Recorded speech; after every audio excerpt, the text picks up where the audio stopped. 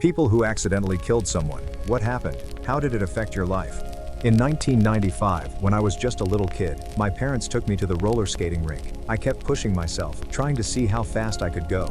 But I made a terrible mistake. I accidentally clipped a woman who was pushing her son in a wheelchair. The impact caused her to lose her balance. She leaned forward, trying to stabilize herself, and that's when disaster struck. She fell forward, tipping her son out of the wheelchair. His face slammed into the ground at high speed. I'll never forget it. His neck snapped back and I saw several of his teeth fly out. Tragically, he didn't survive. I blocked this memory for years, until my mid-20s, when a close friend of mine passed away. That's when everything came rushing back. I feel terrible about what happened. I also feel bad for the boy's mom, who must have blamed herself. But I know deep down that it wasn't her fault. It wasn't anyone's fault. It was just a freak accident, even though it was out of our control. I can't help but feel responsible for setting that chain of events in motion. Accidents like these happen, and life is unpredictable. That's one thing I've learned. So if anyone finds themselves in a similar situation, please know that these things can't be foreseen. Don't be too hard on yourself, and if needed, seek therapy. It helped me a lot when I finally addressed the pain I had been carrying for years.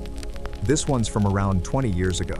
I think I ran over someone. I was on my way to a school dance, driving through thick fog. Suddenly, I felt a bump, like I had run over some large branches. I didn't think much of it and kept going, thinking it was normal for branches to be in the road.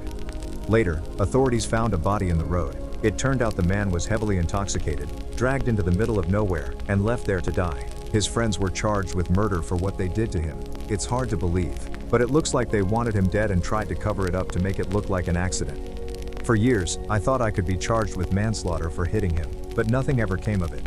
When they examined the body, they found he had been run over multiple times. To this day, no one has come forward about what really happened, and as far as I know, no one went to jail. I know others passed that way that night, but no one I know got into trouble. A cousin's tragic incident. Something similar happened to my cousin, but this time he was the one in the road. He was beaten by a group of guys and then left unconscious on the highway. A teenager, driving home from a school function, hit him. She was never charged, and I believe that was the right decision. His mom, however, has had the hardest life. When she was young, both of her parents were killed in a car crash by drunk drivers. She was separated from her siblings and had to live with different relatives. She thought she had found happiness with her husband, but after years of marriage, he left her for another woman. A few months later, her son passed away. To make things worse, her ex-husband died from a heart attack just 6 months after their reconciliation. This poor woman has been through so much. A life lost over peanuts. I'll never forget the day we lost a friend. It happened in our school cafeteria. A classmate, who wasn't really a close friend but someone I was friendly with, was allergic to peanuts. He accidentally ate something with peanuts in it, not realizing it was in the food. It wasn't immediately obvious that he was having an allergic reaction. He choked and couldn't be saved. The cafeteria was charged, and we all felt the weight of the loss. It's been a long time, but we still can't shake the grief. A heartbreaking incident in Puerto Rico. In 2009, I was in Puerto Rico with some friends. We had been drinking and, as usual, acting like fools. We were walking around when a blonde woman, maybe in her mid-20s, approached us. She told us her car had run out of gas and her credit card wasn't working. She asked us for help. Without thinking too much, we gave her a few bucks. The next day, we learned from the authorities that she never made it back to her car. Some people had seen us give her the money and decided to attack her. They beat her to death. I sometimes think back to that moment. Maybe if we had done something differently, she would still be alive. But I know it wasn't our fault. They did it because they're awful people. But those what-ifs still haunt me. The guilt of an accident. One of my friends killed a man while driving.